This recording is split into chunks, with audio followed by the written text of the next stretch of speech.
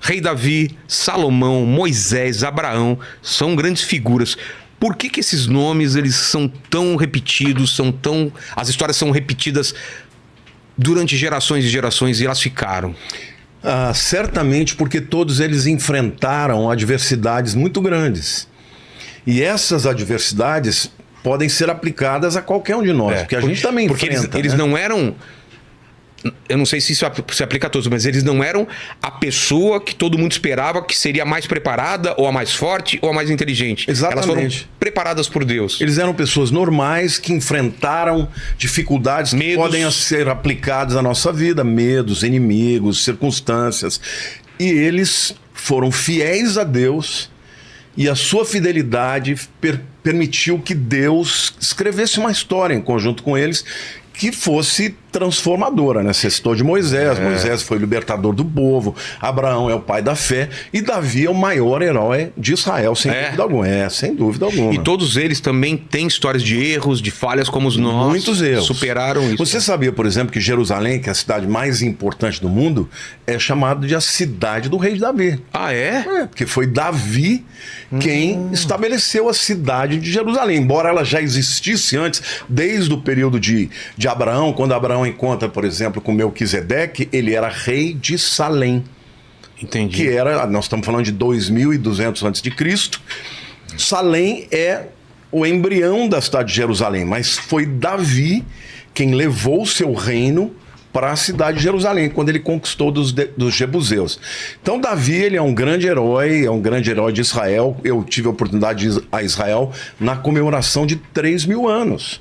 Nossa. Porque Davi é do ano 1000, então são 3.000 anos atrás, né? Entendi. E vamos dar um contexto antes de falar de Davi.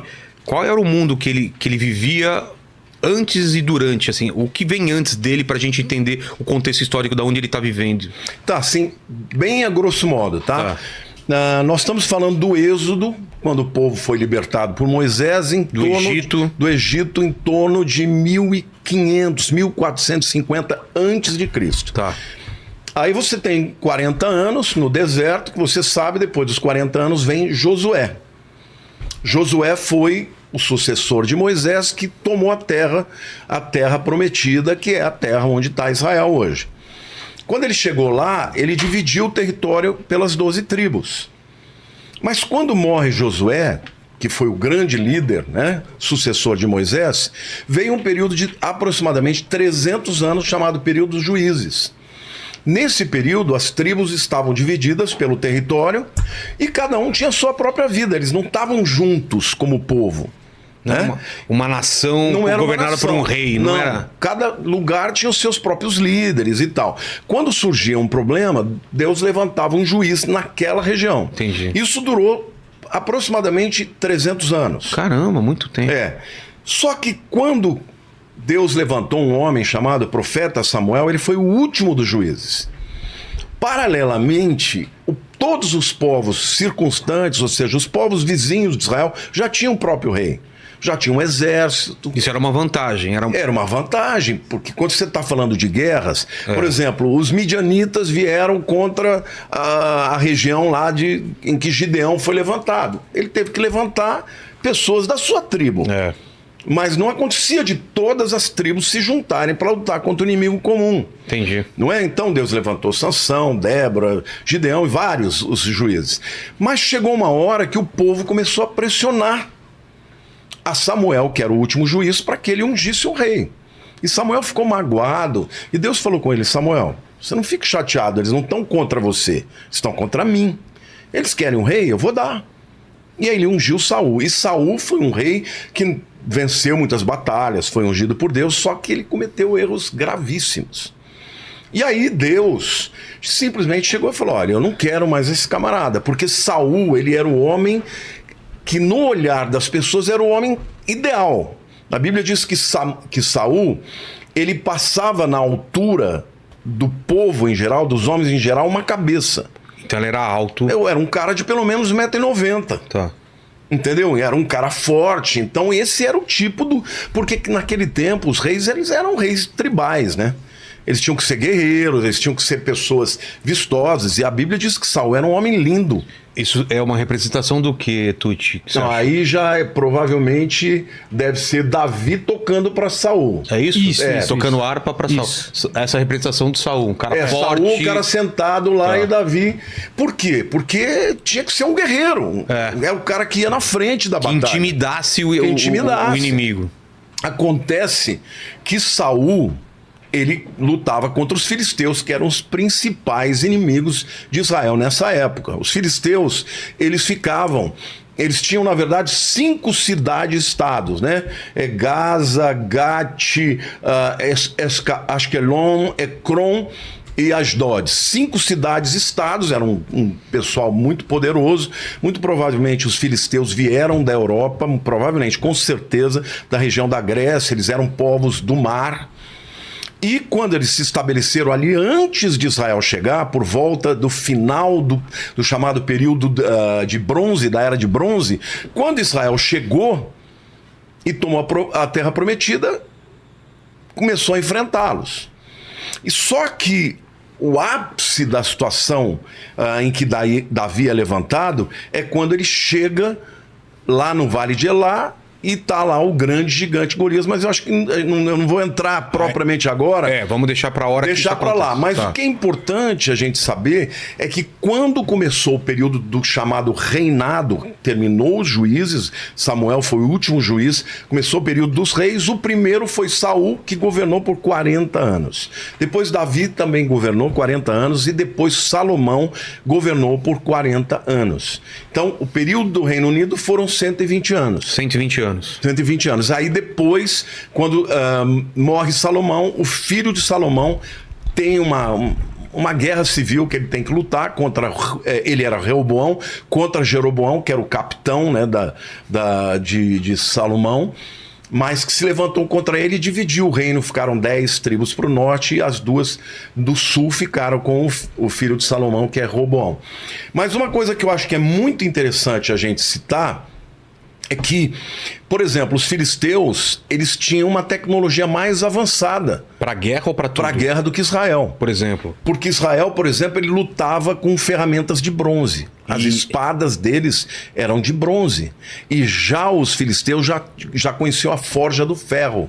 Que era muito mais forte. resistente. Então, numa guerra, por exemplo, uma luta de espada, o bronze quebrava por conta disso. Mas Deus, o que ele fez? Quando Davi tem que fugir de Saul, ele fica 2 anos entre os filisteus. E lá ele aprende como é que fazer a forja da espada. E ele traz depois a tecnologia. A partir daí, Israel passou a ter ferramentas de ferro. Olha só, um detalhe desse muda tudo, né? Muda tudo. Então, assim, o período do final do juízo é um período muito bonito. Porque Samuel foi um homem extraordinário. Não sei se você já ouviu falar, mas Samuel, ele era filho de um casal muito, muito verdadeiro com Deus, que era Eucana e Ana. Ana era estéril. Eucana tinha 2 esposas. Uma chamava Penina. Penina no hebraico significa pescoço duro. Tá. Então, mas ela tinha filhos. Mas o Eucana amava mesmo, era Ana. Entendeu? E aí o que acontecia? A Penina chegava para Ana e falava assim: você é queridinha, mas sou eu que dou filhos para ele, sou estéril. Nossa. E aí um dia tá lá a Ana chorando. Se eu tivesse lá falando, eu não deixava. Se debulhando, entendeu? Perante Deus, a ponto do profeta, do sacerdote Eli, que era o líder ali da cidade de Shiló, né? O tabernáculo ficou durante 369 anos numa cidade chamada Shiló. Foi a primeira capital de Israel. E o tabernáculo, ele era importante por quê? Porque durante 3 festas do ano, que é Páscoa, depois Pentecostes, depois Tabernáculos, todas as tribos vinham para trazer as oferendas lá no tabernáculo. Porque no deserto o povo estava em torno do tabernáculo. Mas quando eles se dividiram com as tribos, Deus falou: olha, em 3 vezes vocês têm que vir. São chamadas festas de peregrinação, que é Páscoa, depois Pentecostes e depois Tabernáculos. Então quando eles vinham para trazer ofertas e tal. E Eli, percebeu que Ana estava chorando. Ele até achou que ela estava bêbada. Perguntou, você está bebendo, né? Ela falou, não, eu estou chorando. Eu estou derramando meu coração perante Deus. E Deus falou, olha, eu vou te dar um filho. E ela, antes de Deus falar que ia dar um filho, ela fez um voto para Deus. Se o Senhor me der um filho, eu vou consagrá-lo ao Senhor. E aí ela concebeu. E nasceu o profeta Samuel. O que ela fez? Até que ele desmamasse, aí por volta de 3 anos, ela criou. Mas quando ele ficou desmamado, ela entregou para Eli, para que ele fosse criado no próprio templo, no caso do tabernáculo. E ela voltou para a tribo dela, mas ela via o filho dela 3 vezes por ano. Entendi. Não é incrível? Agora, Deus não só abençoa ela dando Samuel, mas deu mais 5 filhos depois. Ah, é? É. Mas Samuel foi consagrado por Deus. E um dia Samuel, ele era um menino, devia ter uns 7, 8 anos, ele estava dormindo. Este é Samuel? É uma representação de Samuel? É o grande profeta Samuel. Foi o profeta que ungiu Saul e depois ungiu Davi. Extraordinário, mas ele era um menino, ele ouviu uma voz dizendo Samuel, Samuel. Aliás, a palavra Shmuel, Shmoel, El é Deus. Shmo? Shmo, Deus ouve. Nossa. O Deus que ouve. Porque Ana deu este nome porque Deus ouviu a prece dela. E ele estava lá e ele ouviu uma voz, Samuel, Samuel. Ele pensou que era Eli, foi lá, falou com Eli, Eli falou, não te falo, não te chamei. Fez de novo. Na 3ª vez, Eli falou, olha, essa voz é a voz de Deus. Se você ouvir de novo, você pergunta, fala, Senhor, que o teu servo ouve. E aconteceu, e ele falou. E aí Deus falou com ele.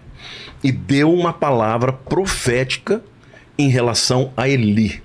Porque Eli era um homem de Deus, mas ele era muito leniente com os filhos dele. O que é leniente? Leniente é um cara fraco, não educou. Tá.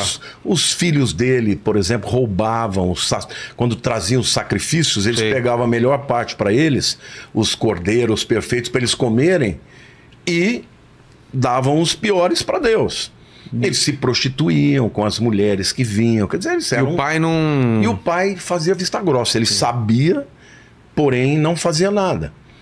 A ponto de Deus ficar tão cheio dele que permitiu que os filhos dele, quando os filisteus atacaram, eles normalmente levavam a arca antes, porque a arca representava a presença de Deus.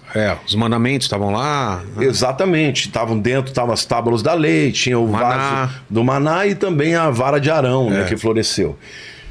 Mas mesmo assim, Deus permitiu que os 2 filhos dele, Hófni e Finéias, fossem mortos. E quando Samuel, Eli estava bem velhinho, ele recebe a notícia que os filhos deles morreram, e a arca, né, tinha sido levada pelos filisteus, ele cai de costa, quebra o pescoço e morre. Caramba, então foi trágico, muito trágico. Foi muito ruim, porque ele foi um homem que não respeitou a Deus e não criou seus filhos e permitiu que eles profanassem lá o tabernáculo o tempo inteiro. E Samuel, em contrapartida, foi um homem consagrado. Então, ele era extraordinário. E a partir de então, ele começou a ser o juiz mesmo das tribos de Israel. Embora ele não fosse ainda um rei para todas as tribos, era como se fosse já, porque vinha gente de todos os lugares para pedir direcionamento e tal. Quando o povo começa a pedir um rei, ele fica magoado. Como se ele não fosse bom o suficiente. Mas Deus fala, não é a você que eles rejeitaram, mas a Davi. Desculpe, a mim. E aí ele fala, eu vou dar um rei como eles querem. E aí ele unge a Saul, Saul se torna um homem extraordinário, tem muitas vitórias na batalha. No começo, Saul teve um primeiro momento em que ele foi fiel a Deus.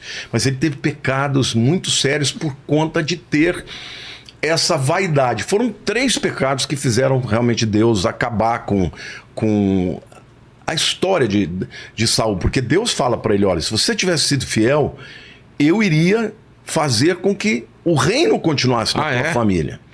Mas quais foram os 3 pecados sérios de Saul? O primeiro é quando Samuel fala para ele, olha, eu vou chegar tal dia, você espere eu chegar porque eu vou fazer um sacrifício e aí você pode sair para a batalha. Samuel deu o dia que ele viria.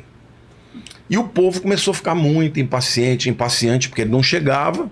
Ele chegou no último dia, no final da tarde. No último dia, Saul não aguentou esperar. O povo pressionou, ele foi ele mesmo e ofereceu o sacrifício. Quando Samuel chega, fala, mas que coisa louca você fez. Eu não te falei que eu vinha? Aí, ao invés dele se arrepender, como Davi fazia, ele deu desculpa. Mas o povo me pressionou. O povo estava com medo, entendeu? Esse foi o primeiro pecado. Ele desobedeceu, não esperou e fez aquilo que não era agradável a Deus.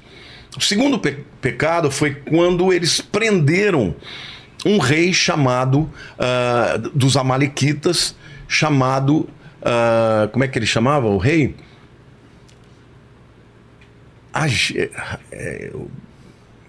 Vou me lembrar. O nome do rei. Era um rei Amalequita. E Deus mandou destruir tudo, matar, inclusive o rebanho e matar o rei. E Saul falou, pô, vou matar esse rebanho? Esse rebanho é dinheiro. Guardou o rebanho para si. E o rei, ele também não matou, deixou ele exibido como preso, como se fosse, ó, aqui como eu sou bom. Ou seja, desobedeceu. E aí Samuel também chegou e falou, mas pô, Deus não mandou você matar tudo? Ele falou, não, é que isso aqui eu vou dar de oferta para Deus. E Deus falou, não, para Deus mais importa obedecer do que sacrificar.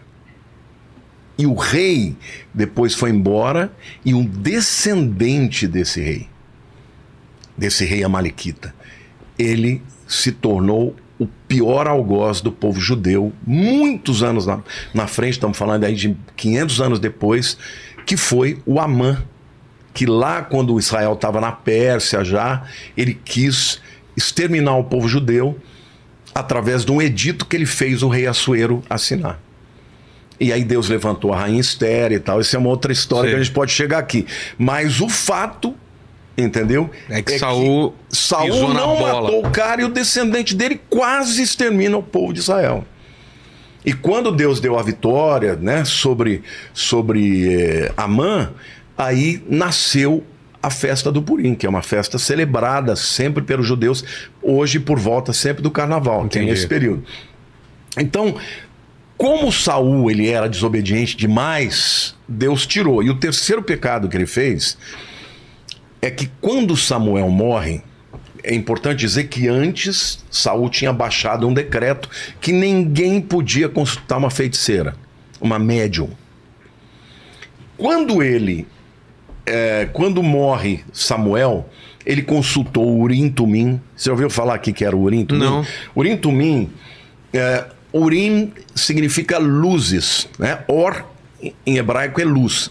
Im é o sufixo para plural, então luzes, né? Que muitos acreditam que era duas pedras, uma branca e uma pedra preta. Quando a pessoa consultava, o líder, o sacerdote consultava a Deus, Senhor, eu devo ir nessa batalha. Se fosse sim, a pedra branca brilhava sobrenaturalmente. Se fosse não, era preta que brilhava. Então, Saul consultou o Urim Tumim, Deus não falou. Não falou através de profeta nenhum. E aí o que ele fez? Ele foi, se disfarçou, botou roupas andrajosas, roupas velhas, e foi consultar uma pitonisa, ou uma feiticeira, ou uma médium de Endor. E Deus abominou isso. E esse, inclusive, é um dos textos mais difíceis da Bíblia. Mas claro que ele não achava que estava enganando a Deus, era só para não ser reconhecido. Ele não estava nem aí com Deus. Ele falou, Deus não me ouve. Então eu vou ter uma resposta. Por quê? Porque os filisteus estavam vindo para cima dele. Ele começou a ter perdas. Deus retirou a unção dele e colocou sobre Davi. Entendeu? E o que aconteceu? Ele vai... Consulta Samuel, digo que é um dos textos mais difíceis da Bíblia. Consulta a adivinha. A adivinha para que ela fizesse subir Samuel. Subir como? A vida? Voltar. A vida não. Ficar possuída por ele como uma médium. Né? Para consultar como... E aí vem a entidade, né? que a gente não tem certeza se é Do que Samuel é, ou né? não, É. né? Pode ser um demônio, pode Claro. ser. E ele repreende Saul e diz que você vai morrer amanhã. Sério? E ele morreu. Morre no dia seguinte. Ele foi no dia seguinte para a batalha contra os filisteus. Morreram 3 filhos dele. E quando ele percebeu que ele ia morrer, ele se joga em cima da. Ele pede pro escudeiro dele matá-lo, o cara não teve coragem. Ele se joga em cima da espada. Porque ele estava cercado, alguma coisa que ele ia morrer. Não, de ele ia qualquer ser jeito. morto. O que aconteceu? Qual o medo que ele tinha? Ser prisioneiro. De ser prisioneiro, entendeu? De virar, entendeu? Chacota para os filisteus, né? Então ele se mata por conta desses 3 pecados que foram muito graves. Nesse interim, porque o que acontece? Quando Saul começa a pecar, Deus fala para Samuel: eu já não vou mais seguir com ele.